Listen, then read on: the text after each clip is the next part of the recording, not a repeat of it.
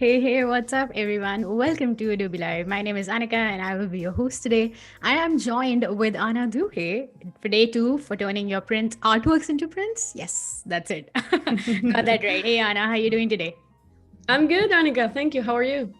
I'm doing good as well. I'm really excited for today because we're going to be learning how to create Illustrator artworks into prints using the Photoshop timeline. It's going to be a blast. I'm really excited, and I hope you guys are too. Thank you so much for joining us today. And if you're watching the stream right before us, it was the Photoshop Creative Challenges with Sam Peterson that happen every weekday at 9 a.m. Pacific time. Make sure to tune in and learn with a new prompt each day. You can put in your work on the Discord. There's a community Discord. You can find the links in the live chat. Wade is probably going to put in that soon. And then you can also get feedback from the mentors. And there's also the Creative Cloud Express streams that happen every Monday, Tuesday, and Thursday mornings. This week, we have Alex Lazarus showing how to use the web app very easily and making up your brand as you go. Maybe you're starting a new business, maybe you're a hobbyist, you're a professional, all of it in less than 30 minutes. All right. I want to say hi to Chat because I'm really excited. The chat is very excited for today's stream. So I want to say hi to Randall. I want to say hi to Oliver. We have Wade, Andrea, Stewart. Hey everyone. Let us know where you are joining us from. And yeah, let's dive into it. If you watched the first part, thank you for coming back. If you're just coming in, you can go watch the replay anytime on the Behance and the YouTube links as well. But Ana, maybe do you want to introduce yourself now and reintroduce what we did yesterday? Give us a recap, show us your work, and then dive straight into what we have planned for day two. Sounds great. I'm really excited to be back here. I had a lot of fun yesterday and I got a lot of really good comments. So I'm really happy about that. Just in case you're tuning in for the first time and you haven't seen yesterday's live stream, I'm going to show a little introduction on myself. You can see my screen. Yes. So yeah, I'm Ana. I'm from Argentina. I'm from a very small town in the province of Córdoba, which is in the very center of Argentina. I lived there until I was about 26. And then in 2016, I moved to Barcelona to try, a new thing and see how it could go here. I started working in an advertising agency, more like a design studio, actually. And I started falling in love with illustration. I used to do graphic design up until then. And since then, I became a freelancer after working in that studio, and I did a lot of projects. One of them was this project that I actually have on Behance. We talked about it yesterday. It's the 36 Days of Type project. I can show you a little bit. It's basically an alphabet designed in an anthropomorphic way. So yeah, and it was really fun to do this, and it gave me sort of a kickstart into the whole design and illustration online life. So that's for Barcelona. And then in 2018, I moved to Hong Kong and I worked all around Asia as a digital nomad. I lived mainly in Hong Kong, but then because I was in Asia, I got to travel around, and I lived in Japan for a while. I lived in Thailand as well. I went to all sorts of places. I was fortunate enough to work on this really cool project for a shopping mall in South Korea, in Seoul, and I went there as well and I saw it live. It was really cool.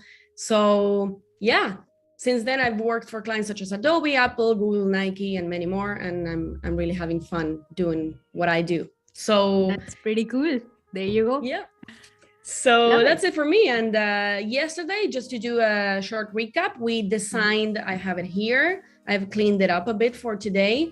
You might see, if you watched this yesterday, you might see that it's a little bit different because I cleaned up a few things. But we basically designed this. We went from scratch, just a plain white canvas, and we ended up with this. Some of you helped me out with with color and patterns. I actually ended up following the advice of another person in the chat who suggested to do the same little cloud here for the pattern here. So I ended up doing that. And today we're gonna try and make this into prints. We're going to like prepare the files for print when you have to send them for print. And then we're going to make a little animation, very, very simple, because I don't use After Effects, as I said. So we're gonna do a very little frame by frame animation on Photoshop. And then adapt this to different formats if you want to post them on Behance, if you post them on Instagram. So that's what we're gonna do. And if we have a bit of time, we might have, I'm gonna give you the choice to choose between a few things, cool things we can do. Ooh, we have a lot of things lined up. I'm super excited, and I love the little addition of the floral thing you did for the pattern on the left. I think it balances out the illustration really nicely, even with the star thing at the top as well. But I'm loving it. I hope chat is too. The chat is pumped. We have more people joining in. Welcome everyone. I want to call out to Umukon, Fergie, Anthony. Hey, hello everyone. Welcome. And yeah, let's dive in. Let's do Photoshop timeline. Is that what we're doing first? First, we're going to do a couple things. So first of all, I was watching last night after the live stream. I was watching it back because I wanted to see it. And I realized that I mentioned applying a roughen effect to the illustration, and I never did it because we ran out of time. So I'm going to do that now, and I'm going to show how I do it. So basically what I do is I group everything, I select it, and I go to Effect, Distort and Transform, Roughen, and this is going to be very relative to the thickness of your stroke, the size of your canvas. So it's whatever works for you. This, to me, adds a little bit of sort of like more character, and it sort of looks hand-drawn. So this is what I've been doing lately with my illustrations. I don't do it in every case, but I think it adds a little bit of dimension to it. So this is what it looks like with it, and this is what it looks like without it. So that's for the roughen effect. Afterwards, if we end up if we have some time and I can explain how I prepare files for After Effects, then we have to ungroup everything and apply the roughen effect to each element separately. But that's not a big issue. So I have a little guide here, of the order of what we're gonna do.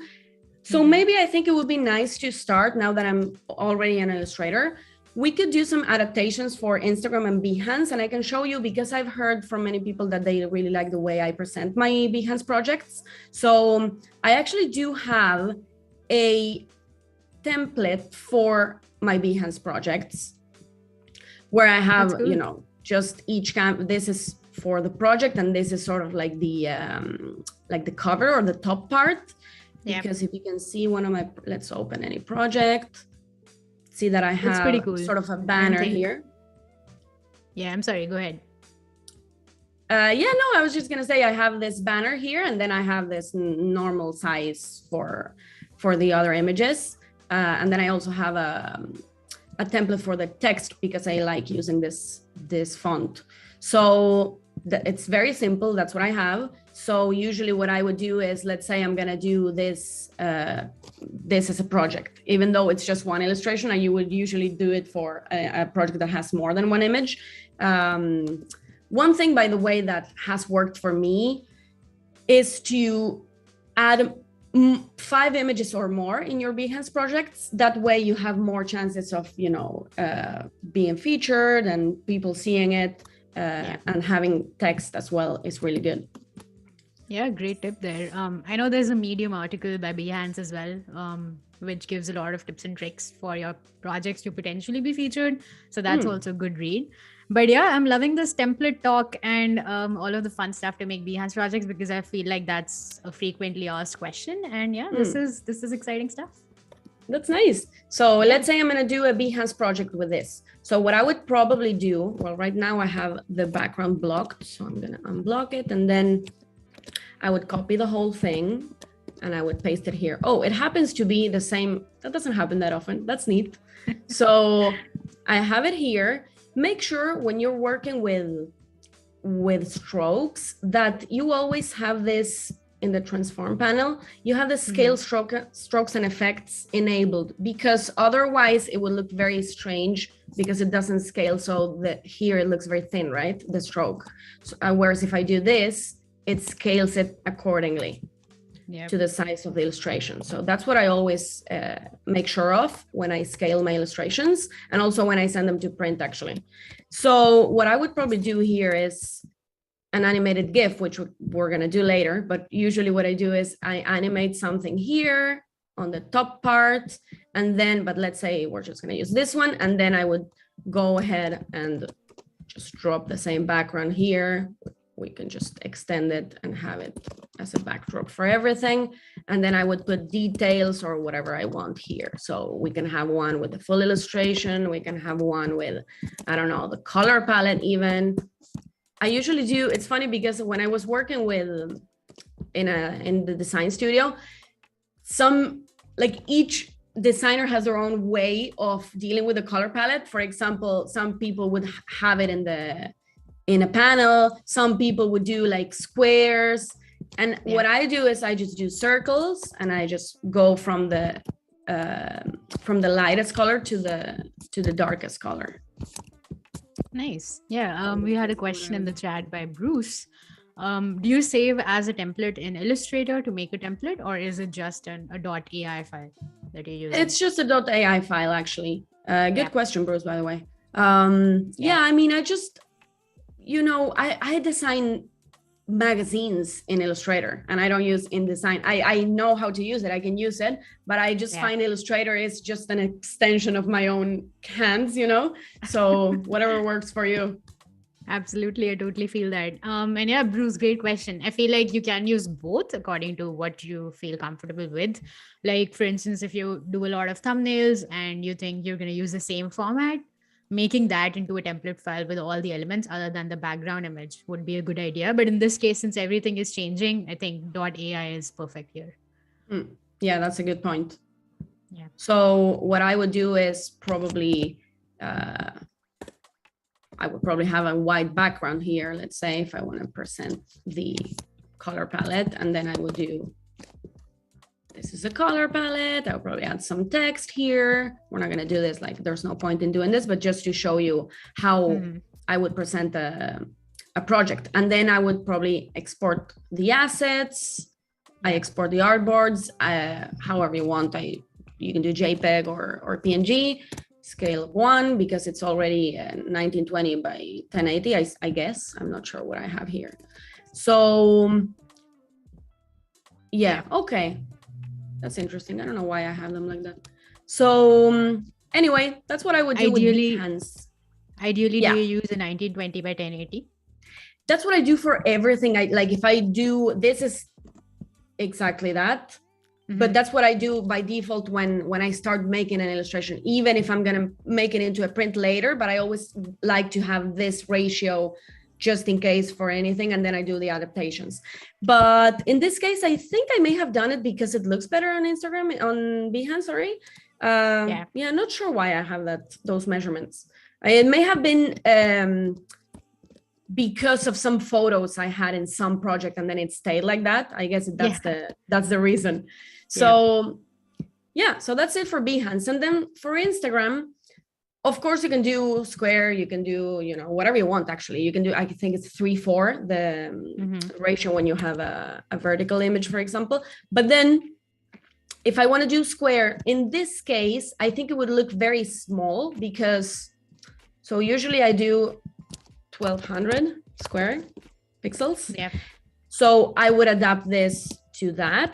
But in this case, because it's very horizontal, the image, I think it would look better if we do a carousel. So what I would probably do is make a square that is 1200 by 1200. And then I would, I already have it, but it doesn't matter. You can duplicate the artboard.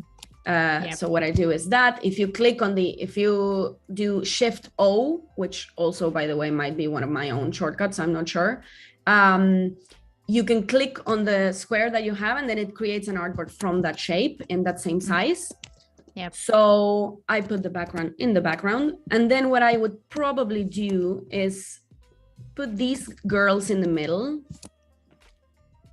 And then, is this lining up? Not quite. The good old outline mode. Exactly. Love For it. the ones who weren't here yesterday, yeah. Yeah, for our chat, I think we should touch on the shortcuts a little bit again. Do you mind showing us how you set up those shortcuts and where we can find them? Yeah, so I'm a big fan of shortcuts, and I think it's a very, very good time saving, like if not the most time saving thing you can do for your on a daily basis. So what I do is I go to edit, I go to keyboard shortcuts, and then here you have the Illustrator defaults, or you can create a new set. Here I have my Ana set where I have all my own shortcuts, as well as some of the default ones because they just work, you know. And I was showing yesterday the chat and Annika, I was showing how, for example, one of my own shortcuts is if I have a text, I do, in my case, it's Command-Shift-M, and I turn everything into caps, all caps. And then I do Command-Shift-N, and I turn it into lowercase. Or, for example, Command-Shift period, and I increase the size, and if you hold Option as well, it does it by 10, I guess, like by intervals of 10 points. So that's easier if you, or faster if you want to increase the size a lot. So that's one of the things I do a lot. And then, for example, for these patterns, what I did yesterday, we have this pattern which is masked inside this shape.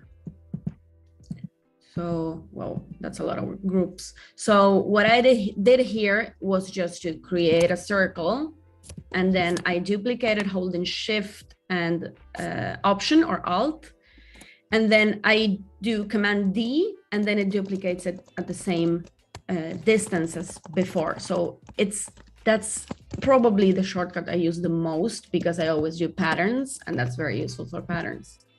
Oh yeah, absolutely. That's probably one of your favorite shortcuts. I can say that. Right? Yeah. Yeah, Chad, let us know if you have any shortcuts we don't know about. Maybe there are Illustrator defaults, but let us know if you use shortcuts or if you just prefer using the mouse and going to the menus. I would love to know you guys, your workflow. Also, sometimes I learn things that, you know, by talking to other people, sometimes they have other ways of doing things. I might think I'm fast or I'm optimizing for my own way of working, but sometimes there are faster ways of doing things and I do them like the old school way or manually, you know? Absolutely. Yeah, let us know. So in this case, what I'm doing is, because I'm going to split it in two, I would like this line not to be shared because right now they're like lining up. So I'm going to separate them a bit so that each canvas has, or each artboard has their own girl in full, if you know what I mean. Yeah. So here, this is all grouped. So I'm going to ungroup so that I can grab just one. And then I'm just going to move it, I don't know, like two. Just a little bit. Just a little bit so that you can see everything. And then I do the same on the other side. Well, actually, maybe just one less so that we don't have any blank spaces in between. Have I done it? Yes. So, and that's it. And then what I would do is export it. Here you have asset exportation, and then artboards, and then you choose your, well, actually one, and then you choose your folder, which is already selected here, and you export. And then, oh, by the way, you can name your artboards, right? In this case, I haven't done it, but you can do girl 1, girl 2, and then it will export it with the name that you've selected in your artboards. So right now, for example, I have it here. Those are my So is that the default workspace that you're using, or you've customized that according to your own needs as well? Let me see. I think it is. I think it might be. There is a way of. I think it looks like knowing that, right? Yeah. So if you go to window, I think that's where it is. Yeah. Yeah. Go to window here. Workspace, the fourth option from top. Okay.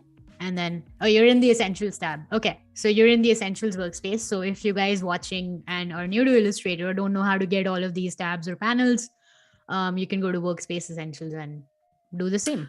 Oh yeah, you mean to have Yeah. this option here? Okay, Yep. okay. Yep. Sorry, I didn't understand that. Sorry, my bad. I phrased it wrong. Oh, it's okay. I mean, I'm not new to Illustrator, and I still don't know Yeah. everything about Illustrator because there's so many things that you can do with it. So yeah, absolutely. Yeah. So yeah, this is what it would look. I mean, when you swipe, you would see this one first and then this one. It depends on the format and the size and the shape of your artwork, right? Sometimes carousels don't really work. I think in this case it would work really well, and I'm actually going to post it soon in this way so that you can like it and hear it. There you go. Social media strategy as well. Exactly. So by the way, I don't know if you've seen it, but these are my social handles in case you want to follow me. I'm not the greatest at Twitter, but I do have a Twitter account. But I'm like very active on Behance and Instagram as well. Yeah, we have those links in the chat. So if anyone wants to click on those and browse Ana's work, make sure to do that and give her some love. Yeah, sounds good. I've actually gotten quite a few followers yesterday from this live stream. That was really cool. A lot of people discovering my work. That was nice. So so that's it for adaptations. And then I was thinking we could make a little animation in Photoshop. So this is a bit trickier.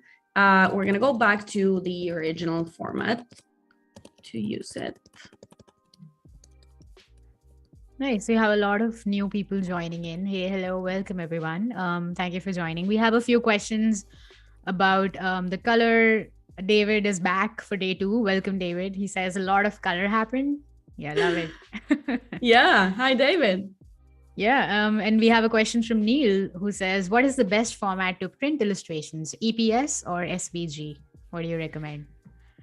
Honestly, I've worked in printing shops and you can even send a PDF and it's totally fine. But it all depends on when you send it, you should always ask, because certain people work with certain formats better, or they're used to, or they don't even like maybe have the apps to open them. It depends on what they're asking you for. But I usually just do either an Illustrator file, just a .ai, or a PDF. It should be fine as long as because that's what I'm going to show later. So as long as you expand everything so that they don't, when they scale, they don't mess up anything, it should all be fine. That was a question from Neil, right? Yep. Absolutely. Let me know if I answered. Yeah, great tip about the printing shop as well, because everybody has different standards these days, and based on your geographic location, that differs as well. So checking in with your printer is definitely the best bet. Yeah, in fact, there's a lot of people who, like, if you're printing in G-Clay print, which is really beautiful, by the way, it's really, really good quality. It's often more expensive, of course. You don't even have to convert the colors to printing colors. You can just use RGB. So, and it looks I like it because I tend to design with palettes that are very bright. So they lose that magic when I turn them into like CMYK. So if I can do RGB, they don't look exactly as in your screen, but they look pretty similar, and that's really nice. Yeah, absolutely. Otherwise, you have to start thinking about your artwork and especially your colors. Keeping in mind what it's going to be what it's going to look like when you print it. Yeah, I really love your approach of like treating it as logo design as well. Does that come with your graphic design background, that you created logos in black and white first and added color later? Is that how you approach your illustrations as well? Because I noticed yesterday you were just doing black and white and then added color at the end. Yeah, exactly. I mean, I don't know if it's just a logic thing, because for me that makes sense, because on paper you would probably do the same. But I'm sure many people just start by doing color. The same way I just started by drawing the head, and maybe people start by drawing the feet or whatever, But I do think that part of the way I work now in many senses comes from my graphic design background, definitely. I would always present, when I would design logos, I would present the drafts first and make some options, and then whenever they choose something, then I would move on to color, because I think it's more optimal in terms of feedback. If they give you feedback, it's better to just do it when you have a draft and not when you've already done the whole color thing, you know? Yeah, absolutely. PJ in the chat always says, always print a sample to provide the shop so they know what to expect. Yeah, absolutely. That's also a good tip. Exactly. It's also good when you do riso prints. I'm not sure what that's called in English. Prints, yeah. Riso prints. So because those are often very limited color, so you should always ask for a sample. Yeah, absolutely. So yeah, let's try and make this animation in Photoshop. So this is not, I know this is not the optimal way of making an animation. It's just a very quirky way of making an animation and a very quirky way it looks. So, and it's the only way I can animate. So whenever I have just a few things to animate, I would probably do this instead of sending it to someone who can use After Effects or something. If I need something more complicated, then I would probably outsource that. So what I would do is, we have to think about what we want to animate first. So let's say I want to animate the legs, the upper legs, to move up and down a little bit. Feel free, by the way, to suggest in the chat if there's something here that you, very simple, please don't don't make me do something I don't know. Oh. But no, feel free to suggest whatever you want. But what I was thinking is to move up and down these upper legs and then move the pattern so that it just like are we getting animation suggestions? Oh, that never ends well. that could be dangerous for me, actually. Oh yeah, a lot of pressure. Absolutely. I'm live. So what I would probably do is move the legs, move the patterns inside the clothes, and let's start with that, and then we can try something fun later if we have more time. So keeping that in mind, what I would do is, because I'm going to do it frame by frame, what I'm going to do here is duplicate the artboard so that each artboard is going to be one of the steps or one frame, right?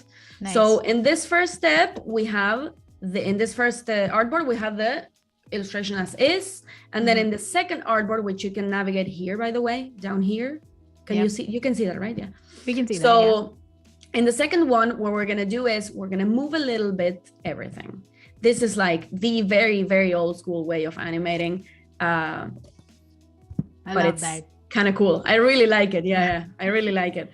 So yeah, it's fun to see that you're doing everything in Illustrator first and then bringing into Photoshop, because whenever I've done it, I basically do only the illustration in Illustrator and then make the changes in Photoshop. So yeah, it's fun to see. Oh, interesting. Yeah, I think for me, it makes sense, or for my illustrations, it makes sense because they're already in vector. So I just try, or I mean, I guess you could export each layer as an intelligent object, as a smart object. So yeah, I guess you could do that. But I think for me, it's just easier to use Illustrator always. So that's my tool. So what I'm going to do is I'm going to rotate it from the hips upwards, let's say. So let's do just a little bit.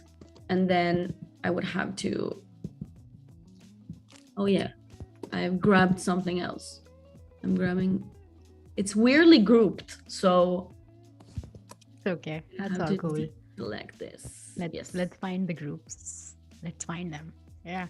We had a question from Bruce earlier in the chat. He was curious how you worked with big name brands. Did they find you via your socials, or is this just word of mouth?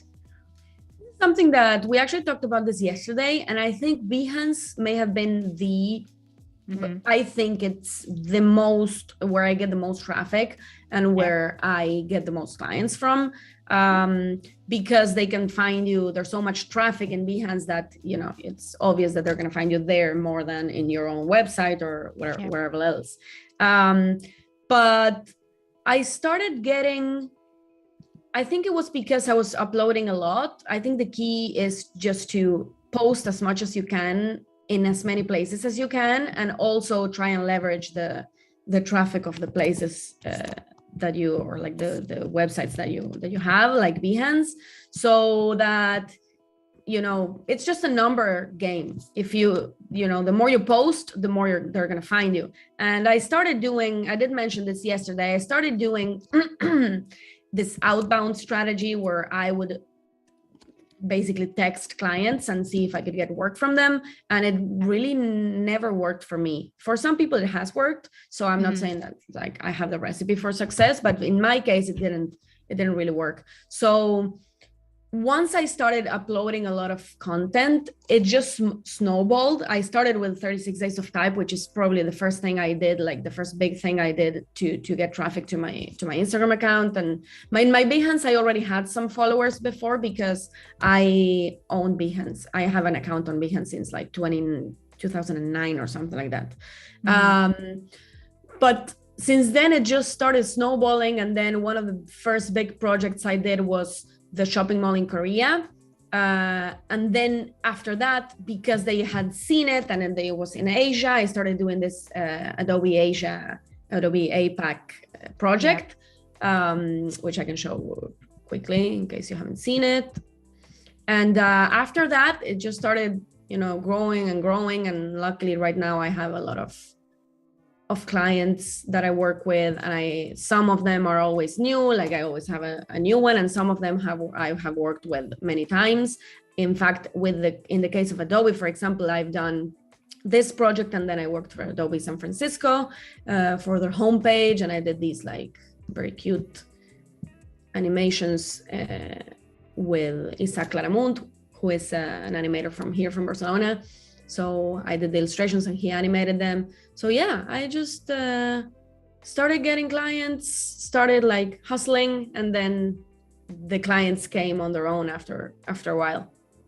That's pretty cool. That's such a nice story. It looks like it's like overnight success, but it's not. It's years of hard work and putting yourself out there. I feel like getting yourself out there and crossing the hurdle of just being afraid to put your work out there is the biggest part of it all. Yeah, exactly. I think you have to upload even if you don't like it. If you don't like it, you always can, you know, edit, archive, or delete your old projects, but just upload something, because also even if you think you don't like it, someone will like it, you know. It's never as bad as you think it is. So I get a lot of comments always about my work, and they're like, oh, I love this piece, and I don't like it, or I don't like it as much as others. So so I think it's the key to one of the keys to success is to always just have something to show to the people, because if they don't see what you do, then they will never know you and they will never hire you. Yeah, love it. So what I've done so far is I'm pulling a guide from the ruler here, because I needed to do the same rotation in the other leg. So I'm taking this anchor point as a reference. So that's what I've done so far. So to see that, you can sort of see the animation here if you go back and forth. Yep. So that will be one step. And then I'm gonna do sort of the same with the patterns. So I have to enter quite a few groups, and then we're gonna move it just a little bit. Actually, I'm gonna try and go half a step, like going in between, which outline mode helps a lot for this, because always the outline mode. Yeah, Lisa in the chat had a very cool suggestion. I don't know if that's gonna work, but they say animate the hair from straight to curly. That's a fun one. From straight to curly. Ooh, I don't think that's for me. And that's an amazing suggestion, by the way. But I think that would probably not work in this case, because it's frame by frame, so it's not that easy to make. But what we could do with the hair is to make it the wave move. I've done that before. It's kind of tricky, but we can definitely do it. Yeah, if time permits, we can definitely try it out. After you have everything for your plan, we can definitely jump into it. Thank you for your suggestion. Love it. Yeah, love exactly. To hear it. So let's try and do this, just because I want to show you the whole process first, and then if we have some time, we will add some fun stuff to it. So right now I have this and this, and I will do a third step, because you always have to take into account that this has to be a loop in order not to jump when it goes back, because it's an infinite animated GIF. So what we need is, if we're gonna do 3 steps, we need the fourth one to line up. Like we need the third one to make sense for the fourth one to be the first one, if you know what I mean. Yeah, that makes sense. For it to be a loop, the first frame and the last frame should be the same, so that it makes it seamless and looks like it's just one seamless animation. Yeah, exactly. Kind of redundant there. And for that, you need to pay attention to the steps so that the second to last is very close to the first one, which is also the last one. Yeah. So we're going to do the same as we did before. We're going to move them up a little bit more, the legs. Going to do the same with the other one. Are you going to move the hand as well for this? We could, yeah. Or the pencil? Perhaps the pencil would be fun. Perhaps the pencil could do like this. Yeah. Let's do that. Sounds fun. Annika, I love our team. Yeah, we should do this more often. We're making a great team, yeah. I love the shoelace situation as well. The shoelace could move along with the shoe to make it look like sort of a head bob movement, which gives it that effect and more natural animation. You've actually read my mind on that one. As I was thinking about doing that, because the shoelaces are pretty easy to move. So also you can go back and edit, like if you say I'm like, oh, I don't want just the legs to move, you can just go back to step 2, and then I'm like, okay, the shoelaces should move. And then the easiest way is, if you've moved these, then let's say I move them, right? So I do this and I do this. And then I want to copy them so that in the next one, the previous step is not the first one, but it's the second one, if you know what I mean. Yeah, that makes sense. Yeah, Bruce in the chat says, thank you for sharing your story, Anna. Always cool to hear the backstory from artists who are rocking it. Bravo. Yeah. Nice. Actually, Patty, no. Yeah, Patty in the chat says, for print over the last few years, they've provided a PDF, both online and local printers. Yeah, PDF specifications are something that most people prefer. We were talking about that earlier, that Anna also uses PDF as the most common format. I think that is most widely used now. Yeah. And sometimes even some printing shops will send you like a template or a guideline for you to do the same, to follow. So don't be afraid to ask. Like, it's better and more, it optimizes for your time and their time if you just ask how they want it. I always do, like, if I'm sending to a client, for example, I would probably, just in case, send every format possible just to avoid any back and forth. So I would do, PNG in high resolution or JPEG and high resolution. I would do a PDF, I do an EPS and an AI, for example. So I mean, if you have time and you're doing client work, it's never a bad thing to, in this case, more is more, Yeah, well said.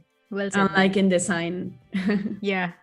So do you have something like that in your contract when you get your new clients, for instance, and if you've never worked with them before? There are no terms that we've already spoken about, and do you have something like that in the statement of purpose? Is that something that you include? Good question. I usually try and pay attention to the part that talks about the license, because that's the most important part when you're pricing. Yeah. So like how it's going to be used, right? So I think the main elements of how to quote a project or what to send the client when you're quoting a project is how they're going to be using the illustrations. Are they going to be profiting by doing merchandising with them, for example? Are they going to just put them online? How long are they going to be using them? Are they going to credit you or not? Are you going to be able to publish them in your own website? Then you have the element of how many rounds of feedback are you including? What I do every time, and it very rarely fails, is I include 3 rounds of feedback, because I often never almost never need more than 3. Yeah. Because you count, you know, 1 round of feedback for drafts, especially when you do something, when you have a defined style, you already know that they know what they're expecting from you, you know, like you're not going to come in with something totally different to what they have seen from you. So more than 3 rounds of feedback. I mean, I usually put after 3 rounds of feedback, you will do hourly rate. And then what else? What was your original question? Sorry, because I went. It was about contracts. You gave us a lot. That's good. Okay. So yeah, Love I it. think that's it for you. You try and keep in mind everything that's going to play into how much you're going to have to work, and that's going to be your contract, you know. Yeah. And then you learn from mistakes and previous Absolutely. things. Yeah, that's always a good learning, right? Love it. So we're changing the pattern now.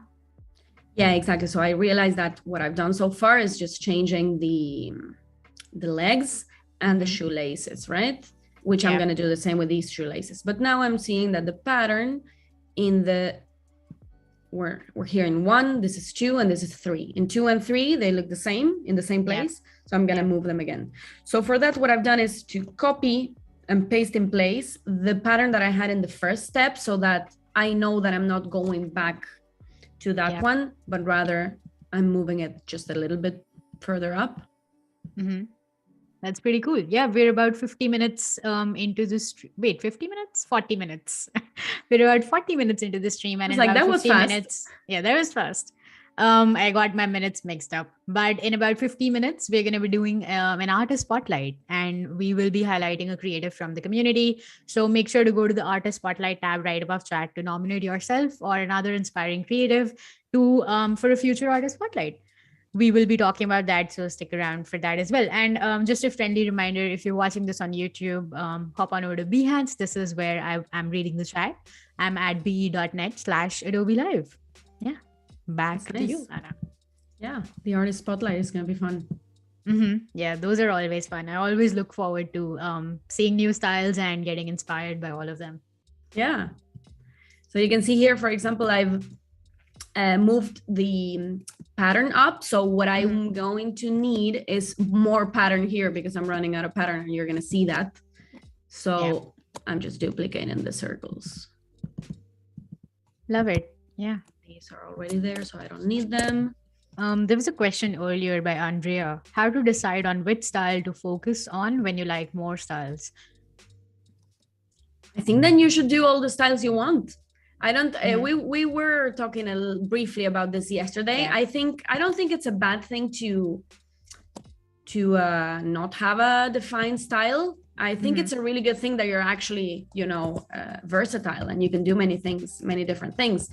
It is a good thing to have one style, in the sense that you know that people, like I said, you know, clients, you're more likely to not have that much feedback, for example, because they already know what to expect from you. But then on the other hand, you have problems like you cannot outsource. There's no one else that can do what I do. So if I'm in a rush and I have very tight deadlines, or I have 2 different projects at the same time, for example, there's no way anyone can help me. And that's one bad part. Like, you have pros and cons in every way, right? Yeah, and if you're doing a lot of styles and you do it over a period of time, and you do put in the 10,000 hours that we need to get better at a skill, you kind of develop a style and a favorite out of those styles, and add your own personality to it, which ends up being your personal style. So yeah, just practice and keep at it. Exactly. So right now I'm realizing that I have a problem here, because these are not matching. So I'm going to check what I've done wrong, because that can happen. Oh yeah, because in this case, oh yeah. So because I've moved this, I've rotated it, it doesn't line up anymore. So I'm gonna have to take it from the leg that is down on the ground, and then I'm going to paste it in place in the other. This is a thing I do because you don't have to do this. Like in my style, all the patterns line up, even though they're in different elements. Nice. Yeah. I love that everything is so perfectly aligned. That's Definitely the OCD love the talking. OCD. Yep. I guess everyone has a bit of OCD, and especially every designer has a bit of OCD. Yeah. We had a little bit of an abbreviation yesterday. I don't remember what it was. OC something? I don't know. OCS? What was OCS, it? obsessive compulsive saving. Exactly. Yeah, by the Yeah. way, I've saved. Look at this. I don't know Definitely when, true. but I did it. Yeah. Do you guys save all the time? Yeah, let us know. I mean, if you're watching and working and lurking, this is your reminder to save. Right? Yeah, exactly. In case you're working and looking at this at the same time, that's your friendly reminder. Absolutely. I know we were talking about contracts a little bit. Andrea had a follow-up question about contracts. What if the client does not respect the rules in the contract? What needs to be done when you get it signed, or what happens after? So the most common thing that can happen in this scenario where they don't respect the contract is that they don't pay you, or they don't pay you in time, right? Yeah. That would be like the most common scenario. So what I do, and it's probably the best advice I can give to someone, is to charge in advance, charge a percentage in advance. Yeah. So what I do is I charge 50% in advance. But it could be like, I'm willing to negotiate. Sometimes they're like, okay, no, 50%, we don't have that budget at the moment, or whatever it is. And then you can do like even 15%, but you have to account for the hours that you've already worked on. If you don't, it's not that often that it happens that they don't pay you, but if it happens, you've already had your sort of insurance, covered.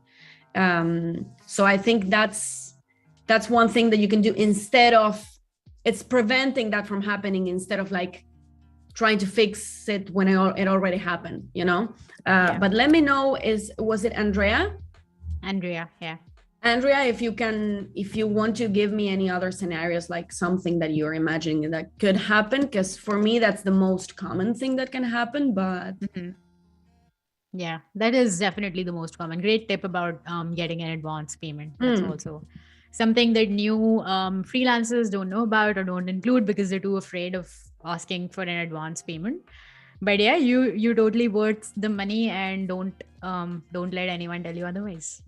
Yeah, and I think one of the hardest part to figure out, that happened to me and happens to everyone, is when you are starting, you don't know how much to charge, or you don't know if you're charging too much.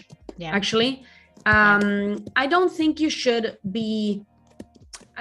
hesitate or like doubt yourself. If you think that this is worth your time, then that's what you should charge. If that person is not willing to pay for it, then you will find someone else to pay for it. But I do think that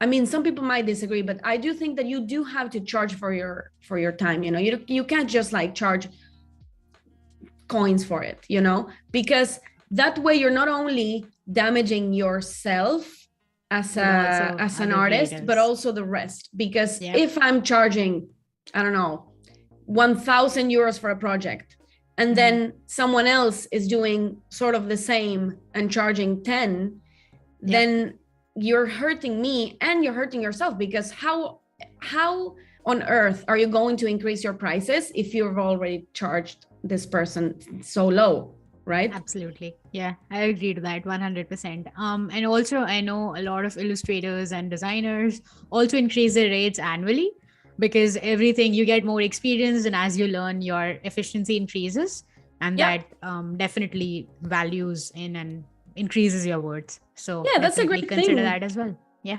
it could also be, you could also be clear about that with your clients and be like, listen, this is a new year, I increase my prices every year. You can be transparent about it, and usually it's no problem. Like, people understand. The same way you would pay whatever they charge if you go to the doctor or whatever it is, and your expenses increase too. That's also a thing. Exactly.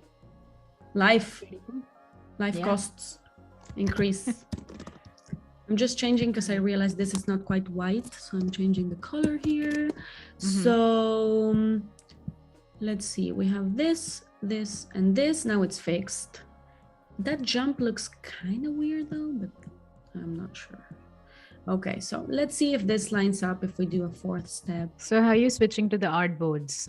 Can you show that to us Yeah, again? not sure if there's a shortcut for this. I'm sure there is, but I don't know it. So I just go down here. Can you see my screen down here? So We can see I just it, go to this panel, and then I press on the click on the arrow, and then I just move between the artworks, and that way you can sort of see how your animated GIF is gonna look.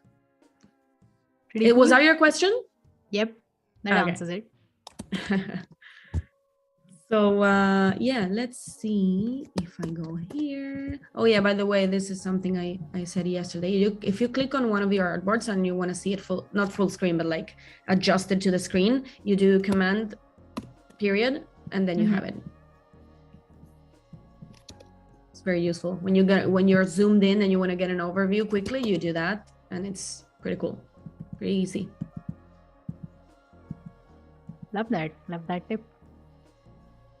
David in the chat says gradually increase the prices by 0.001% per second. Yeah. That's also a good tip. But maybe make sure, I don't know, do the maths. The maths, folks. Yeah. Exactly. That sounds good, but might be a lot of money. Yep. Might be a little too much. But yeah. I don't know though. Yeah. Can't do the math live actually. Yep. So let's oh my leave god, it I for got the lost. chat. Yeah. Are you aligning the patterns now? Is this the last frame? Is it a 4-frame animation? I'm trying to figure out if it's the last or if I need one more in order for it not to jump too much up. Yep. So if this was the original and this is the one I have, this is the original, yeah. So then I would need to have one more step, I think, because otherwise I would have to jump from where it is to here, and I think it's too much of a jump. So I'm gonna do another step, and then I'm going to yeah, the last one is gonna be the first one, basically. Nice. Yeah. So that's it, and then I'm gonna do the same. This is using the Command D shortcut, where this one does the same behavior as I did before with the polka dot pattern. Love it. Yeah, so, oh yeah, I'm forgetting about the ones down here.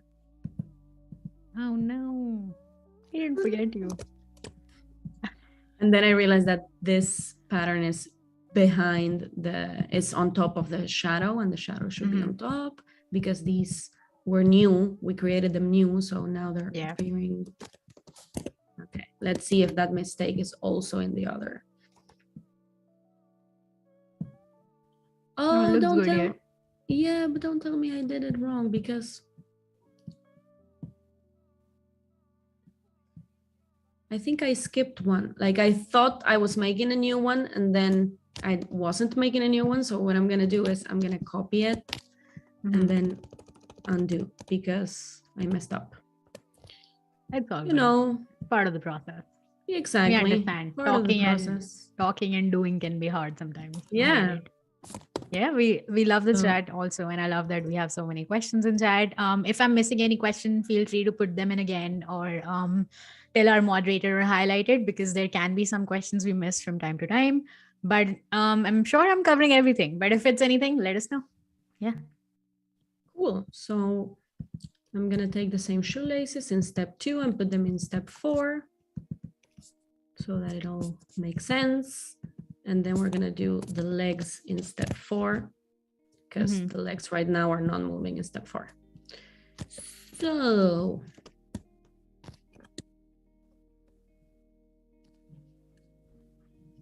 let's line everything up.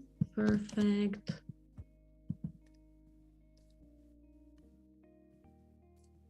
Okay, I promise it will be done in a sec. Oh, that's cool. Take your time. Please feel free to take as much time as it takes. Love it. Step 4. So fun to do this. I love it. It's sort of meditative to do this manually. I mean, I guess animating as well, like properly animating in After Effects and stuff. So which one was the app that you mentioned yesterday for animation? Adobe Fresco is a drawing and painting app for the iPad, even on Windows devices, and it's free. So you can use that and use frame by frame. Nice. Okay, so this is looking good. And then we said we were going to move the pencils. So pencils are going to move. Love it. Yeah. How long have you been animating like this? Since the very beginning, I think, actually, but I don't do it that much. I just do it whenever I feel like it makes sense. Or if I'm working on a Behance project, for example. In that case, I do it because I think it adds a little character to the project itself, even if I'm not going to use it for anything else. And it's very easy, and it's very, like, now I'm taking a long time because I'm also talking at the same time and everything, but usually it would take 15 minutes or something, and then you're done. And then it's an easy way, if you don't know how to animate, to make something cute. Yeah, pretty cool. I love it. Yeah, because it kind of takes time to adapt yourself to groups within a group, and I love that you're doing it so easily and quickly as well. Thank you. So this would be here, and okay, so I'm duplicating it so that it's in the exact same angle as the other one, but now I'm going to change the color so that it's cohesive. Love it. Do you also recommend, I know you mentioned that you animate when you're posting projects to Behance. Do you think that motion projects get more attention than just still images in your experience? I mean, that differs for everyone, but has that been your experience? Yeah, I think they do. I think it's, in fact, I did an animation with, like, I illustrated and then someone else animated, Adrian. I'm gonna share his Instagram here because I don't know his Behance. I can look it up. Yeah, it's Adrian in Motion. Because I can share the link. That's fine. Because I mentioned him yesterday and I actually never shared his profile, so it would be nice to share it in chat now. Nice. So yeah, so here, this is what it's looking like so far. Okay, so now I need to put the same pencils in step 4 as in step 2, and then we would be pretty much done. We can, I mean, this is endless, right? You could do as much as you want. Yeah. But for time's sake, we're gonna go with this. Pretty cool. Yeah, I see on Adrian's profile, they animated your girl pins. Sorry? They animated your girl illustrations, the various girl illustrations that you've created. Exactly. That's the one. Pretty cool. That's exactly the one. Yeah. He's really good. Both the animators I've worked with are actually really, really good. And I could and I want to learn how to animate, but when you can give someone else some work and share him or her, it's cool. It's a collaboration and it's always fun, and you always end up learning something from working with other people. So absolutely. In fact, we sold that girl's piece as an NFT. That's pretty cool. Yeah, that was pretty cool. Do you do a lot of NFTs? Do you dabble in a lot of NFTs? I used to. I started in 2017 or 2018, back when NFTs weren't that popular. So I was a member of Super Rare when they still didn't, you didn't need an invite to get in. And I've been doing it, for that long, which is like 4 years or something. Now I don't do it that often because I'm, with a lot of work and a lot of, client work, personal projects and stuff. But I love doing that. And I think it's a really good way of getting people to know your work. For some people, sometimes, some people have become famous because of NFTs, and before no one knew them, and they're really good artists. So I think in that sense, it's a good way of getting people to know you and getting some profits from your art. Definitely cool. All right, so I think we are done. Let's call it done. And then we don't even have to export, because I'm going to go to Photoshop and I'm going to directly drag the Live AI. Okay. I'm going to go here and I'm going to open it as is. I'm going to do 72 pixels per inch because for some reason it was in 300. So, and I'm going to click OK. So here I have it. What I do is I do this in order to open it in the same size as in the Illustrator file, but I like them to be smart objects. So I'm going to drag it again and I'm going to open the same artboard and I'm going to have it there. So this one I don't need anymore. So I'm going to do the same 3 times for all the artworks. So I have them here. By the way, this might not be the most optimal way to do this. Let me know how you guys do it, but this is the way I do it. So here we have all the steps, right? What I'm going to do is I'm going to go to Window, Timeline, and then usually I snap it down here, and I'm going to go to Create Frame Animation. In this frame animation, the way it works is, I'm sure most of you know it. The way it works is that each frame, you can set the duration for it, and each frame is going to be 1 frame of the animation, right? And then if you click here, you can do forever. It can repeat 3 times. It can just be once, and that's going to be your output, right? The time that it's going to last. So in the first frame, I want step 1, which was artboard 1, to be there. And then I'm going to click on the plus sign and I'm going to make this one visible. So I'm going to do the same with all of them. For each frame, it's 1 different artwork or artboard. And then you can select all of them by pressing Shift while you click, and then you can do whatever you want. Usually I do either 0.2 or 0.5, then you can go to other and you can do 0.3 or whatever you don't see there. But let's do 0.5 just to take a look at it. And you can take a look at it by either pressing on the space bar or pressing on the play button here. And really then, cool. So what I'm seeing here is that I forgot to actually go back, right? Because the legs are going up and then they appear down here. So what I'm going to do is this one's going to stay like it is, and we're going to mirror the whole thing. So I have to duplicate these 3. And then I clicked on Command, by the way, and then the plus. And then I'm going to move them here and I'm going to flip them around.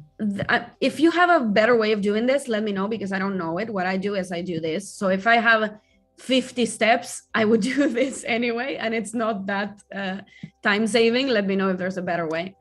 So this should, in theory, work. It does work, right? It does work. Nice. Yeah, we have a question in chat from Stuart from a little bit earlier. Does Ana ever feel the urge to move your style into a different direction, depending on the design trends or the illustration trends that are going on right now? That's a great question. And it's basically the source of my imposter syndrome.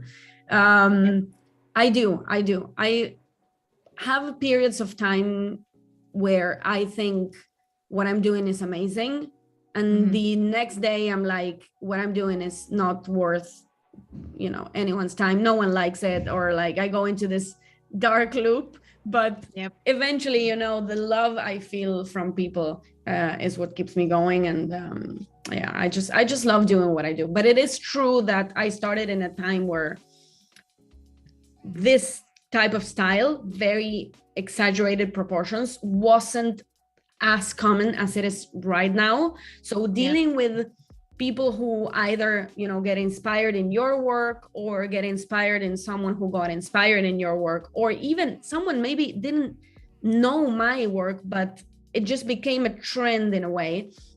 So it does make me, you know, rethink what I want to do. But, you know, as long as I have work and people like my work, and I just want to give them what they are expecting from me, and I will keep doing it until no one likes it anymore, I guess. That's pretty cool. Yeah. Andrea also asked if it's worth to start creating NFTs when you don't have a big audience. I think it is. I think a lot of people didn't even do anything before NFTs. People who, for example, do photography, or I don't know, whatever it is, even illustration, and they don't even have a Behance account, they don't have an Instagram account, and they just started doing NFTs, and it went really well for them. I actually know a couple people. So I think it is worth it. It's worth it if it's worth your time, and if you feel like it, you want to do it, just go for it. Nice. Yeah. Great questions, by the way. Pretty profound. Yeah, too many questions. I'm missing a few of them right now. Nice. Patty in the chat also wants to know that they use Illustrator pretty exclusively. And without an iPad, what root or app would you suggest for learning simple animation? Photoshop. Anna's doing it right now. Exactly. I don't, but honestly, it's not because, you know, it's what works best for me or anything. It's just the only way I know how to do it. And no one taught me this, by the way. I just discovered the timeline feature once, and I was like, man, I can actually animate, even if it's a very small thing and it looks really cool. I mean, you could do very elaborate animations with Photoshop. The thing is, you have to draw every frame, right? If you're willing to do that, you can do that. But there's more optimal ways to do them. Absolutely. Yeah. As you spoke about this earlier, and I always say this, there's multiple ways to do the same thing in every single app. So according to you and what works best for you, I feel like you do you. Yeah, exactly. Yeah. There's no wrong way of doing things, I think. Like, if it gets you to where you want to get, then it's good. So what I'm going to do here is Command Shift Option S, or Control Alt Shift S. Yep. I'm trying to translate Got to that Windows. Right.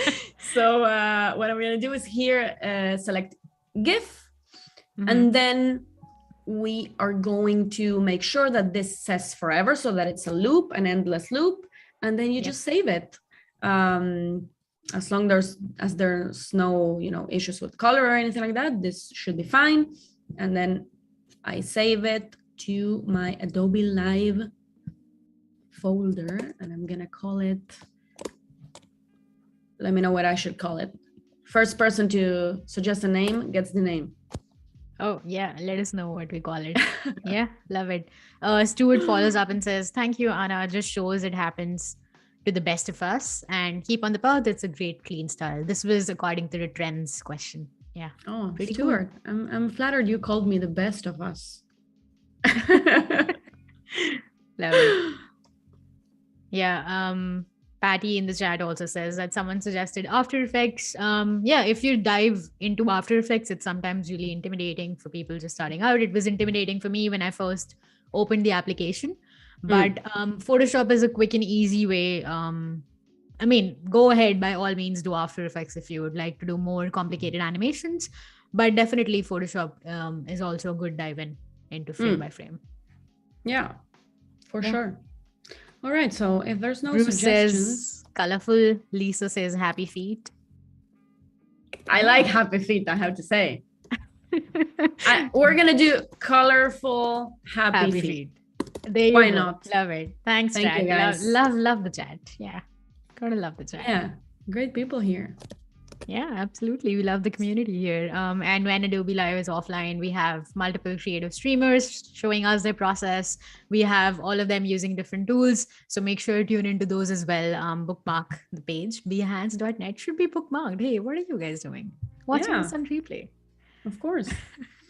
So I'm going to save it just in case, because it's, never a bad idea to have the project just in case you want to like replace the smart objects or whatever. So I'm gonna call it colorful, full, happy feet.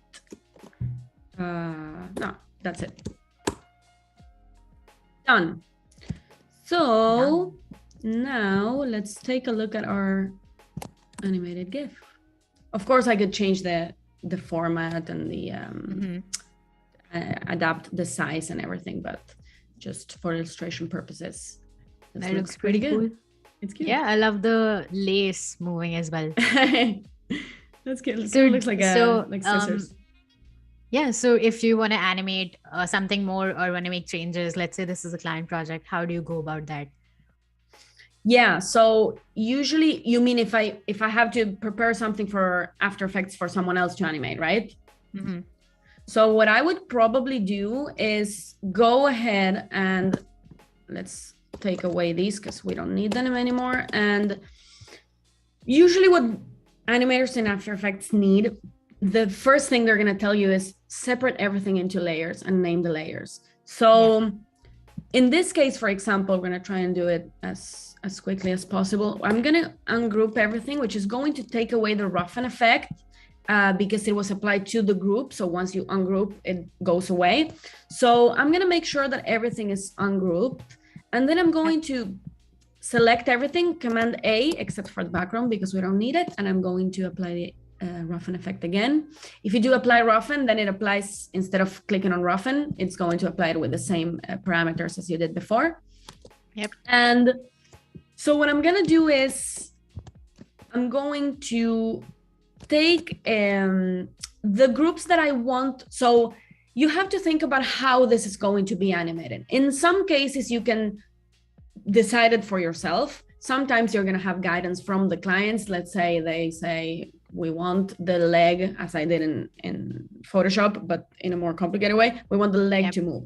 So, or sometimes the animator will say, well, you can discuss ideas with them and they can tell you how you should group the layers. Sometimes I even just send them for them to separate them according to their criteria, like according to how they want to animate. But usually the basic way of doing it is I would group everything that I think makes sense to be together. So I'm going to click Command G and I'm going to group one leg. Then I'm going to group the arm, for example. With the pencil, or actually the pencil shouldn't be grouped. Nice. Yeah, everyone in the chat is loving the skills and the art that you're sharing and the animation as well. Cool. Yeah, thanks for being here, everyone. Yeah, and I love that the chat is so active. If you have any other questions, let us know. I will be sure to answer them. Sounds good. So, and then you answered, rather. Yeah. And then you make sure that everything is in its place, right? You know, that things are not like the things that are supposed to be in the background are in the background, the things that are supposed to be in the foreground and are in the foreground. So you do that. And then what happens here is that you're going to select everything. This is not, it's going to be messy for this one because I haven't grouped it, but let's say we did it. And then you're going to go here to the layers panel. And you're going to click on here and you go to release to layers sequence. And what that's going to make is that it's going to separate the layers according to the groups you've made and in the order that you've, in the visual order that you have them. So that when you send it to the animator, they're going to see it in the layers panel of Adobe After Effects.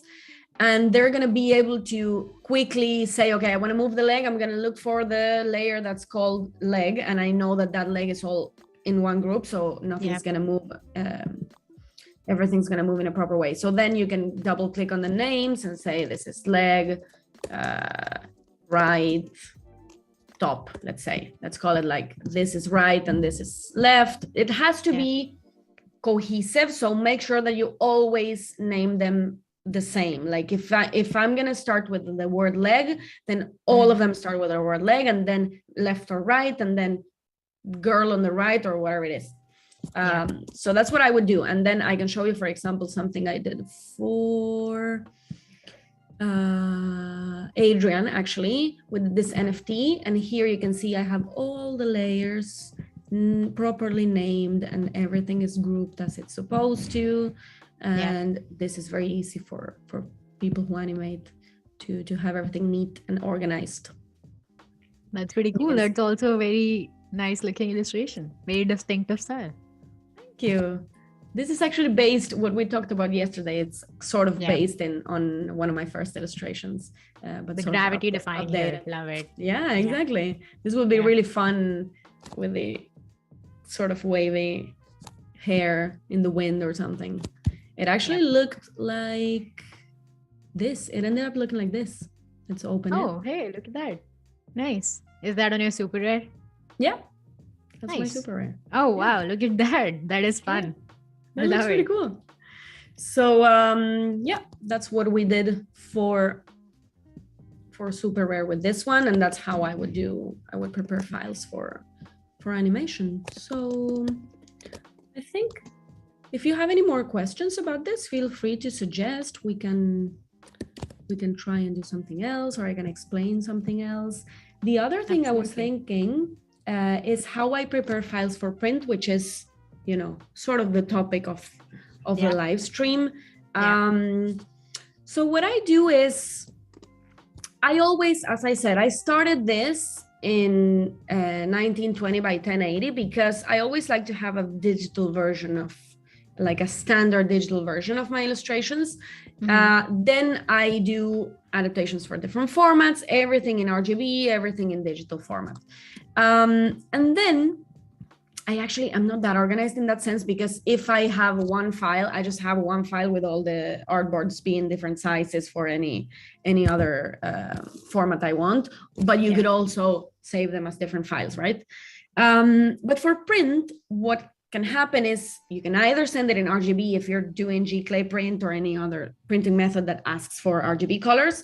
But then if you have to convert them, you can do, this is blocked, so you can select all the same, so you're going to want to convert each color to CMYK, right? So what I'm going to do here is I'm going to select, for example, the pink by doing Command-Shift-I, and you select all the elements that are the same color, or you could also go to select same fill color.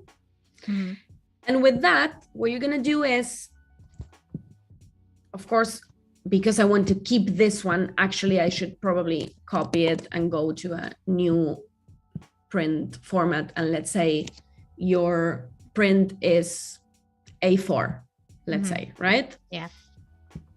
And you create it, right? And then you paste it. And it's going to paste it in sort of like a random way, because it's going to try and guess which are the CMYK colors that match those RGB colors. So now I'm going to select all the pinks, and then I'm going to, okay, it's telling me it's 33.33. It's good practice for printing shops and designers to just avoid as much as possible to have decimal numbers. So try and round up everything or round it down, whatever is closer. So I'm going to do the same. Well, this is just white. This pink, for example, 6641, that's kind of weird. So I would just do 70 or whatever looks best, because also you can optimize for how it looks in print. And I would do the same with all the colors. And then this is 46, this is 71. And then make sure that your lines are also, if I'm changing here to 87, 81, I make sure that all the blue lines are the same blue as that one, because you can eyedrop, or you can also do it the same way I did with the fill color. Do you also have a shortcut for selecting same? This select same color? Exactly. So I do select same fill color. It's Command or Control Shift I. And if you want to select the same stroke color, it's Command Shift Option I, or Command Control Alt Shift I. Nice. Yeah. That's that's correct. Yeah, that's a lot of shortcuts. Oh boy. Yeah, but hey to everyone just joining us. Welcome. We are about 1 hour 20 minutes into the stream. We have Ana Duje with us today. This is day 2 of turning your artworks into prints. Thank you for joining us. We just did a cute little animation right now, and right now Ana is showing us how to convert your artworks to prints. So if you have any questions, stick around, ask them. And in a short while, in about 10 minutes, we'll be doing a fun artist spotlight. So stick around for that as well. Yeah, for the ones who just joined, welcome. And this is because I'm sure they're going to want to see this. We did a very simple animation in Photoshop, frame by frame, where I took the illustration in Illustrator and I just changed every frame for it to change just a little bit every frame. And then we moved into Photoshop with the timeline tool and we ended up with this. I'm going to probably cool. Yeah, probably going to clean it up when I have more time and then post it so that you can guys see it on Behance. Love I'm going to that. do a Behance project with this. So do you choose the colors by eye when you're putting that in CMYK, or do you have a library of colors that you typically use or something? How does that process goes? Actually, I just make sure that they look as similar as possible to the digital version, because I always do, you often would do the post on social and then you would print it so that it looks as similar as possible. This is why I always use G-Clay print, because it looks so similar to screen colors. So I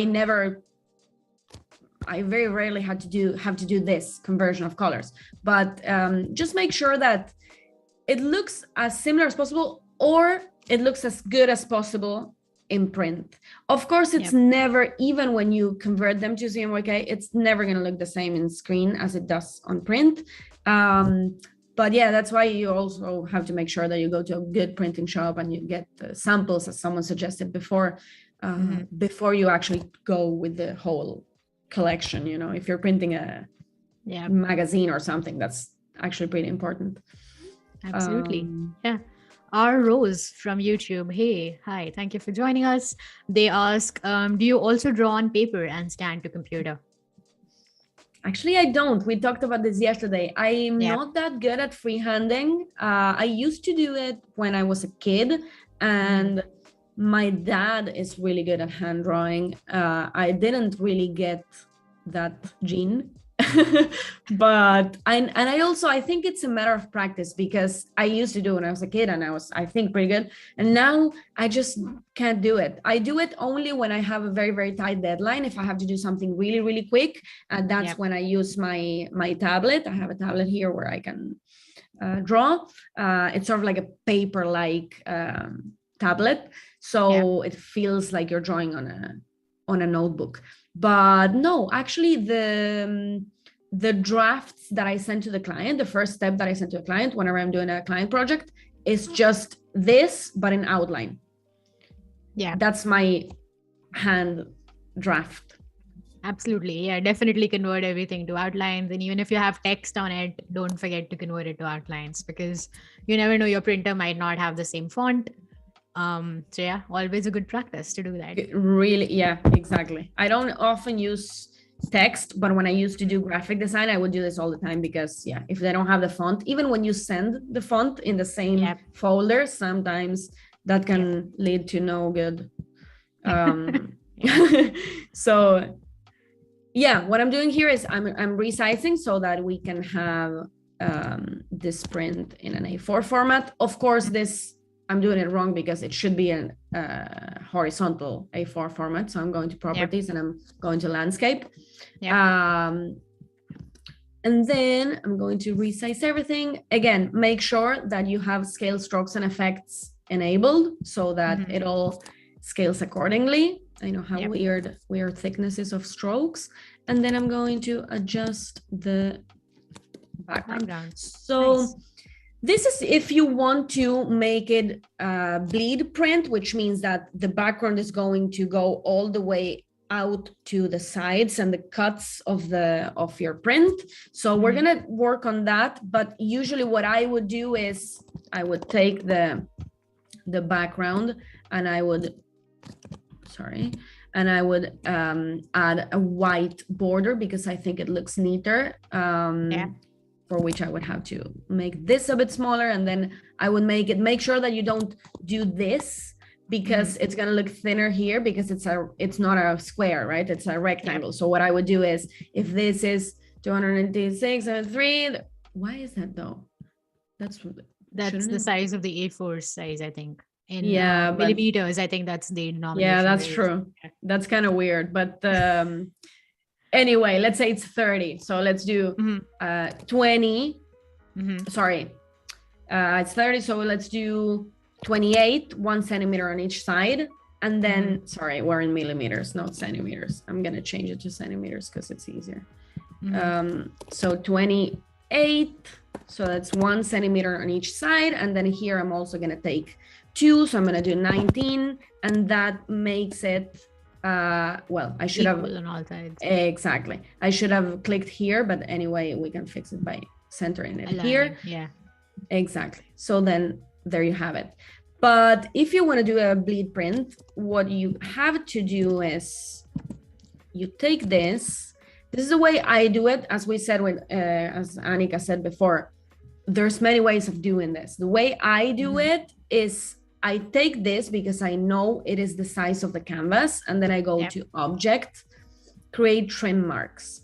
So that way I know that these trim marks, for anyone who doesn't know what trim marks are, they are the guides for the person who prints to cut to size your print. So you're going to need that. But how are you going to have that? How do you make sure that it's going to be cut and it's not going to have like a thin line of white, of like remaining white from the paper? What you're going to do is you're going to make this bigger. You can make it bigger, as big as you want. And then you're going to press Shift O, and you're going to make that an artboard. So that's your actual artboard. And this artboard, we don't need it anymore. So that will be my print. And that way you make sure that even if they cut a little bit outside the trim marks, it's still going to be pink. Love it. Yeah. Love that. We had a question from Daryl in the chat earlier who asked if you ever use spot colors in your print work. I actually, no. Okay. That's a good, can you explain how to do it? Is there something else? It'll be a long okay, talk. That would be a workshop in itself. That'll be a workshop. Yeah. That's another live stream in itself. But yeah, thanks for the question, Daryl. And we have a lot more talk about RGB and CMYK, and I love to see that. Yeah, love the fun way to create trim marks so easily. Yeah, love it. Yeah, so that'll be it. I mean, you make sure that your colors are fine. Then, the thing I would do, because also I add the roughen effect, which you can see here. Yeah. What I would do is make sure that I'm expanding everything. So to avoid any problems when the person, if they have to scale or something. So I would expand the appearance of everything. And then I would expand again, because I want the outlines also to be expanded. Yeah. Which I'm going to probably have some trouble with the masks here. Yeah. But yeah, you make sure that everything is either you expand the lines or you go to scale, strokes, and effects. But still, I would probably expand everything. So basically expand everything before sending to print. Yeah, make sure that these lines are, shapes instead of lines, and make sure that, avoid any problems beforehand. I'm not going to do for the sake of time, I'm not going to do it this time, because I would have to separate the groups. Exactly, and separate the masks from the rest of the elements in order not to have that problem that I have when I expand. But yeah. I'm sure you get the point. So yeah, and then I would save it or save as, and you go either with Illustrator, you can go with PDF, EPS, whatever you want. That it depends on your printing shop, actually. So I'm going to save Pretty this cool. as an Illustrator file, and I'm going to do colorful happy feet. What's it called? Is there another format that you would save it in as well? Any export settings we should take care of when we're sending it to print, or do you just send the AI file typically? I typically send the AI file, but you can do PDF, and PDF. I used to do like a bunch of, settings and stuff, and someone one time said just save it as is, just do Illustrator default and that's it. I used to mess around with this part because I used to work in an advertising agency, and they had very, very strict guidelines as to how to send, because it was for a newspaper in Argentina. So newspapers have their own, way of printing. It's a world in itself. So I used to, follow their guidelines. But basically, if you're ever in doubt, just ask how they want you to export your file. But this should be fine. If you do this, it should be fine for print.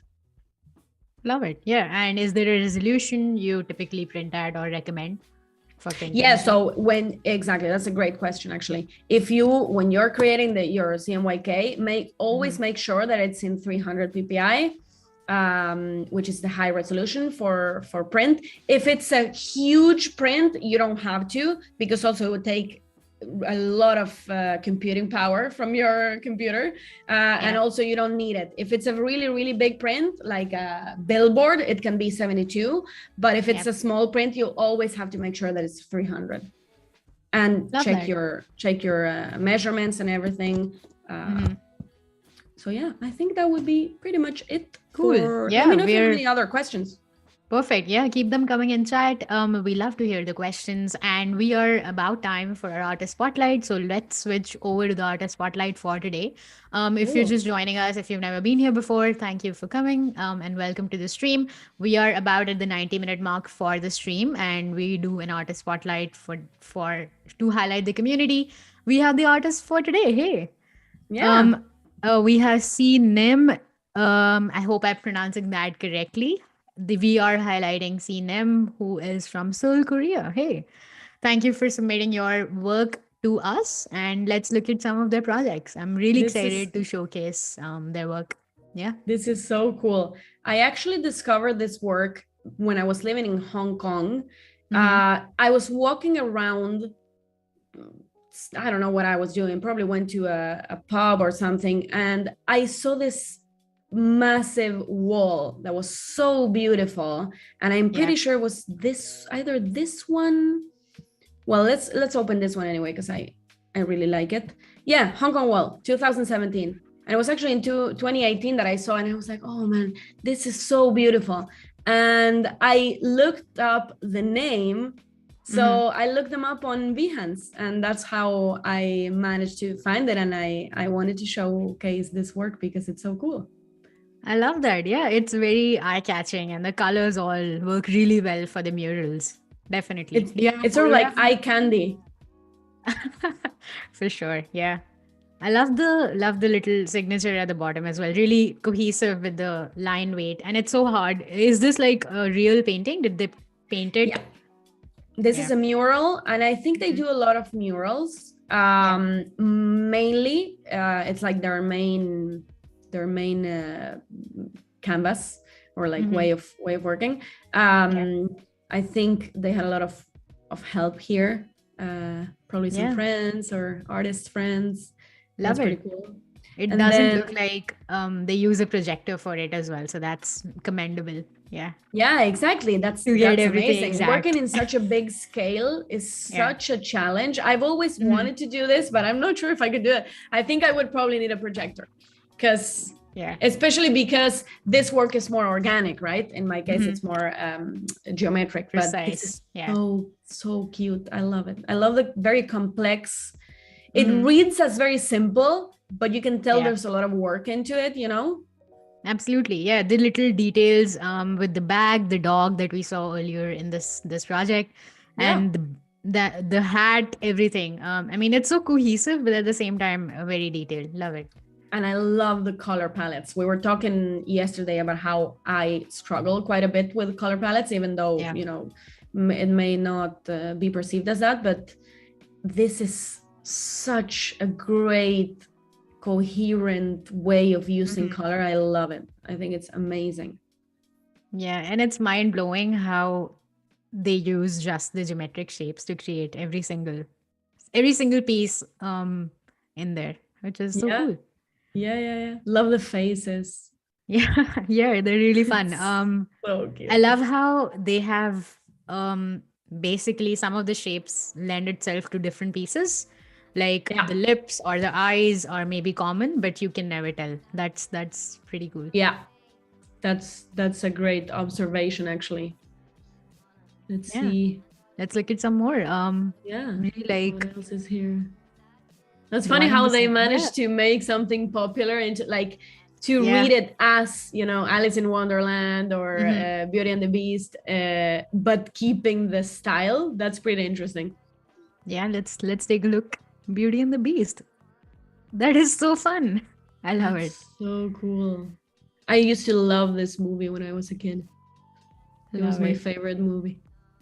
I can tell that they used brush here. I'm wondering how they designed this. I What's the think this is process? Photoshop and then maybe a sketch first, and then there's line work, maybe a colorful. I'm not sure. I'm just guessing.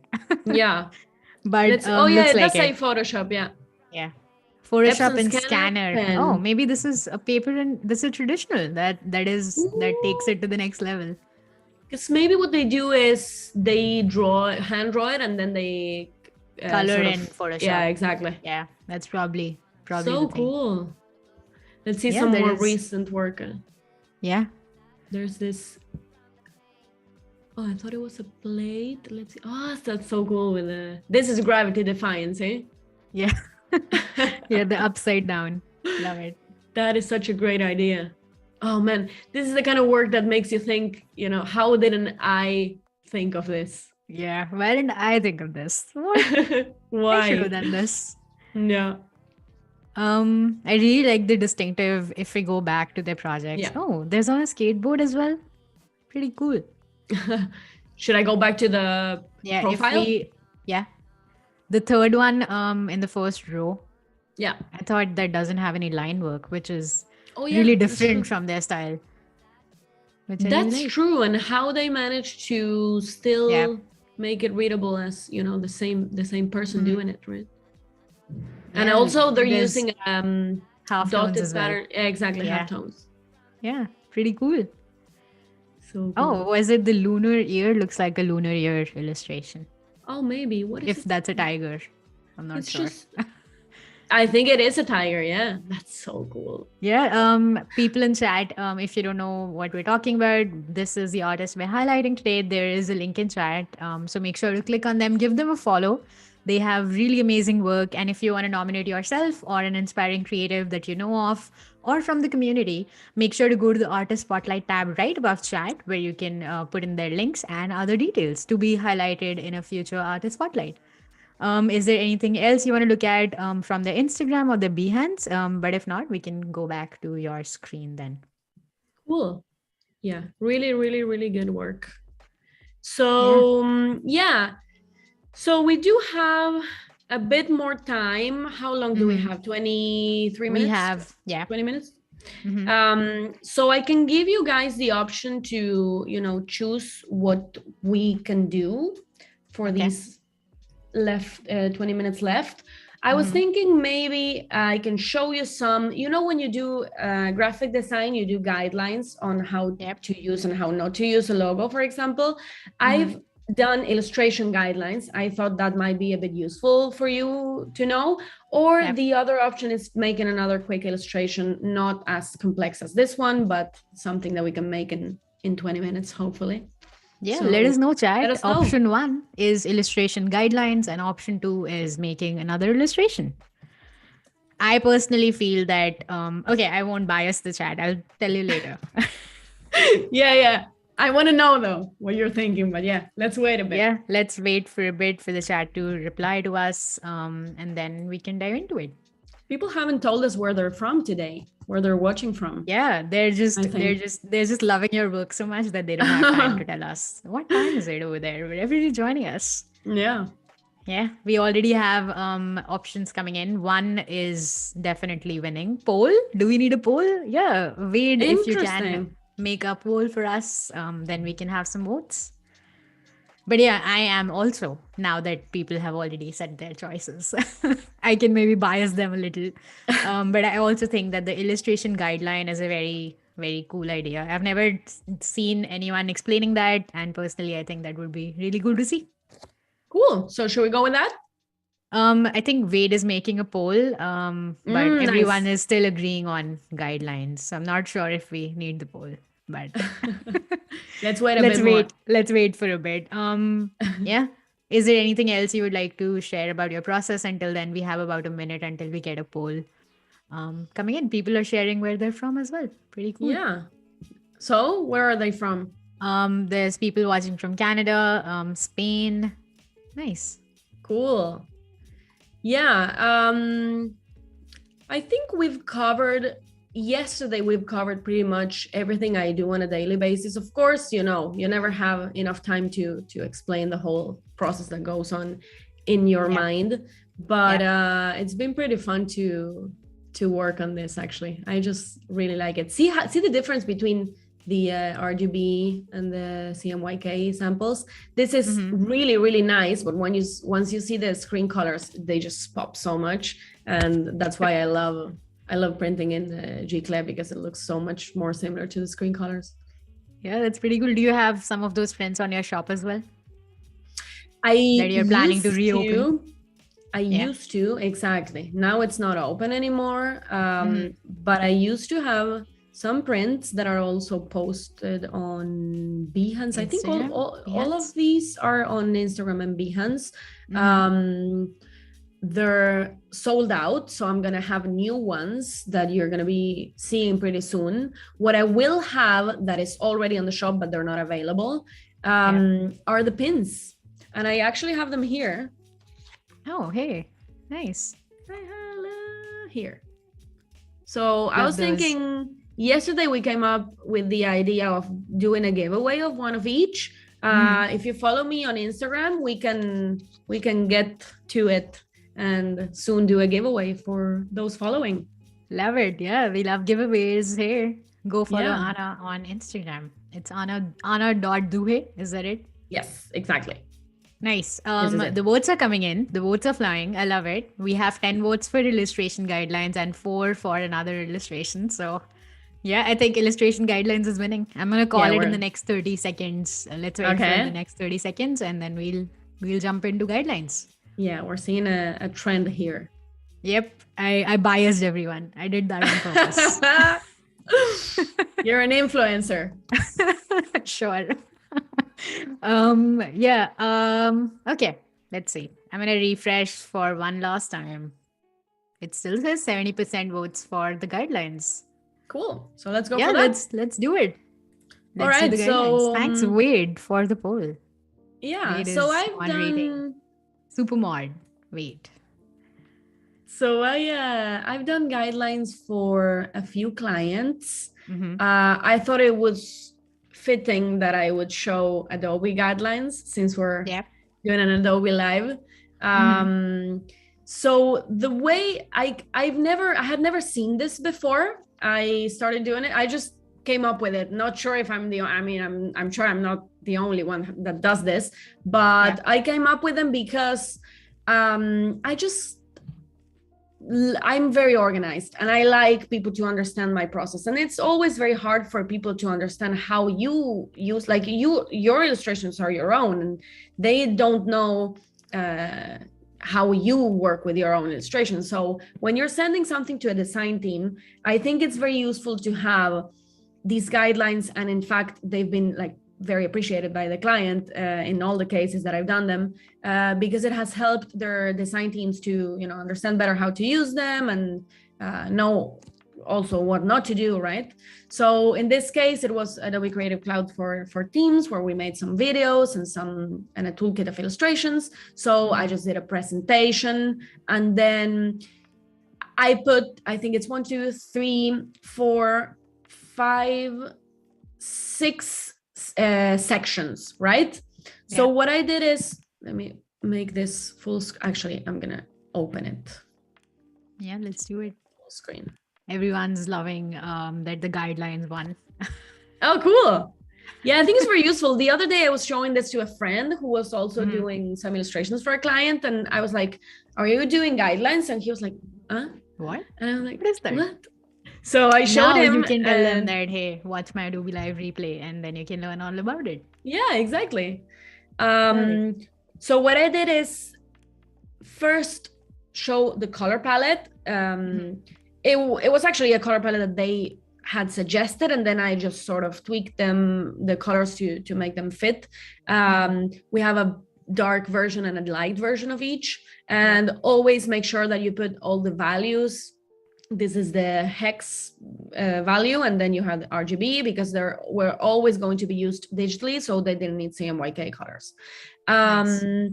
And then I have contrast and combination. So because it's illustration, well, in design you can do it as well, I guess, but in illustration it's very important that you make sure that everything is very readable and it looks cohesive and it looks good, basically.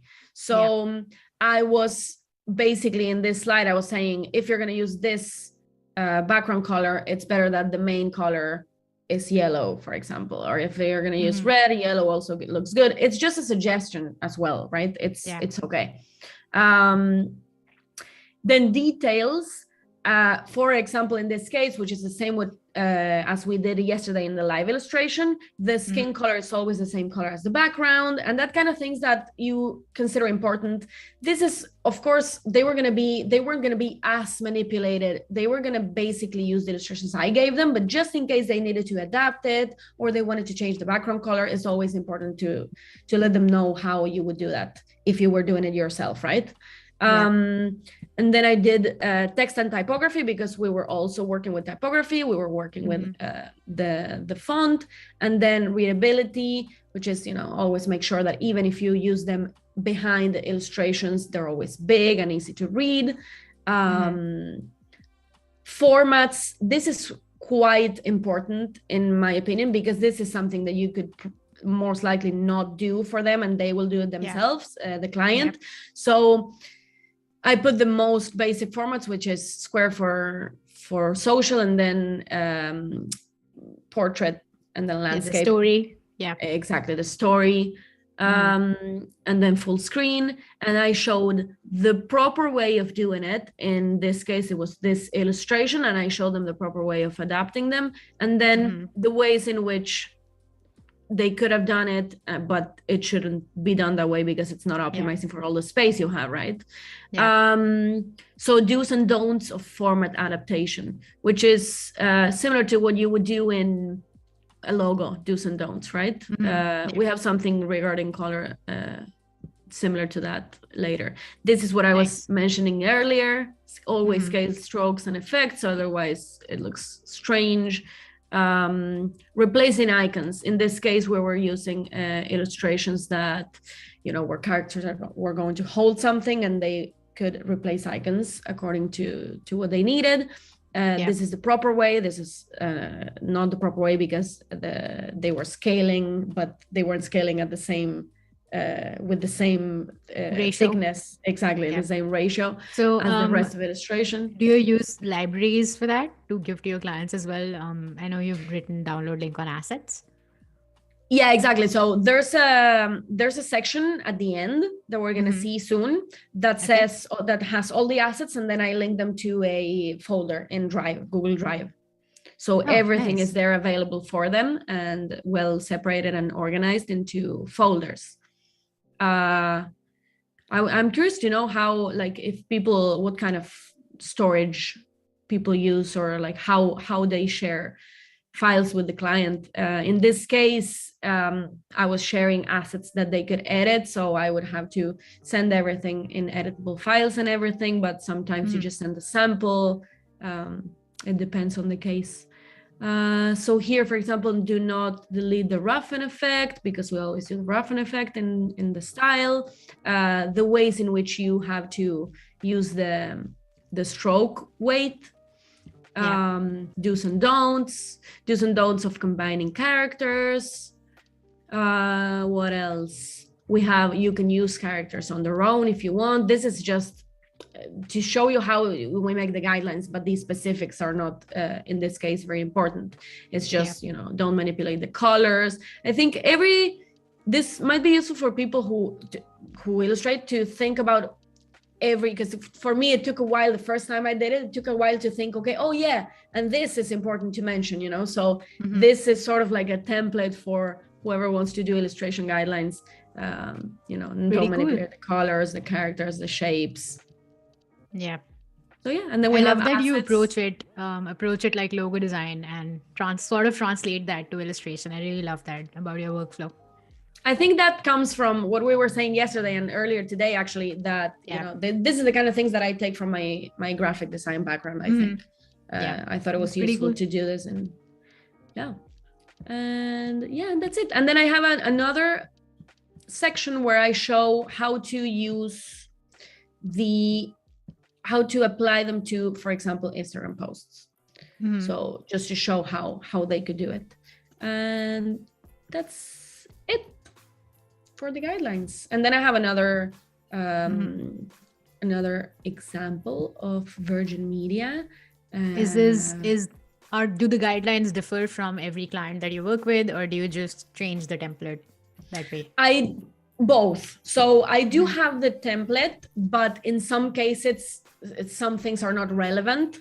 I am actually pretty sure that in Virgin Media's case, for example, the changing the icons within one illustration was not relevant, so I took that away. But in general terms, the do's and don'ts, for example, are always there. The color palette is always there. In this case, we didn't have text, so the text part is taken away. In the case of Virgin Media, I mean, so yeah, but and also you adapt the sort of identity to the project in question, right? So this looks quite different, but it's still sort of the same. That is cool. Yeah, can we full screen that as well?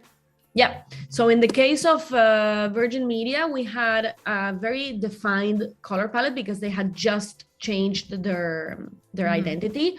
So what I did here was adapt that to what I was doing. Like I had to adapt my design to their color palette. And also they had these flares down here that had to be added to the design in some way. So I'm showing here how to use them. They had this, it was the full thing, and then you could use parts of it. So for example, because they always wanted, for each illustration, 3 variations of background, dark one, light one, and the red one, which is the VM red, the Virgin Media red. So for red, it would have to be different because the ones I liked the most were in this side of the spectrum, and they wouldn't they wouldn't be visible on red background. So that kind of stuff, is always useful for a designer when they're getting into. I've been a designer that had to adapt something that someone else made, so it's very useful to know how they think, and in order also to sort of respect what the original designer did, right? Yeah, love it. I love how thorough you are with the guidelines as well and your process. Yeah. Cool. We're almost about at that time when we're going to go. We have about 4 minutes left, 3 to 4 minutes. So I think this would be a great time for you to give us a recap of what we did both on day 1 and day 2, a short and quick recap, and where we can follow you on social media. Yeah, so day 1 we went basically in both days through the whole spectrum of what you can do when you illustrate. First day we went through the whole process of drafting, shading, coloring. You guys helped me a bit on that, which was really cool. And then textures and patterns. And then on the second day, today, for the ones who joined at the end, maybe there are some people there, we created an animation out of that same illustration, which is this one. And we made a very, very simple animation in Photoshop, frame by frame. We also learned how to adapt one illustration to different formats if you want to post on social or whatever. And then we What else did we do? We prepared files for print, and we learned how to adapt the colors and what kind of formats are better for which type of printing method. So I hope it was useful for you all, and yeah, you can follow me if you want to know more about all the projects that I have upcoming, and if you want me to do the giveaway of the pins, feel free to follow me and comment and text me. I'm always available. So not so much on Twitter because I'm not that good at Twitter, but text me on Instagram or Behance and it should be fine. That is pretty cool. Yeah. Thank you for giving us a quick and thorough walkthrough on every single aspect of your process. I love that you gave us a deep insight into your Behance projects, your super rare, your design workflow, your illustration workflow, the guidelines. There's a lot. There's a lot, chat. And people watching this on replay, make sure to watch the replay for both day one and day two. They will be available both on Behance and the YouTube. So make sure to watch that on both Creative Cloud and Adobe Live YouTube channels. And yeah, that is it with Anna for today. But I want to say thank you, Anna, for helping us learn all of these tips and tricks and shortcuts. And stick around for the Illustrator Creators Challenge right after us with Julia Waka, immediately followed by mobile app design with Alex on design. Thank you, everyone. Thanks, Chad, for joining us. And don't forget to stick around for all of the Adobe Live programming. And don't forget to save. Hey, and bye for now. Bye bye. Bye. Thank you.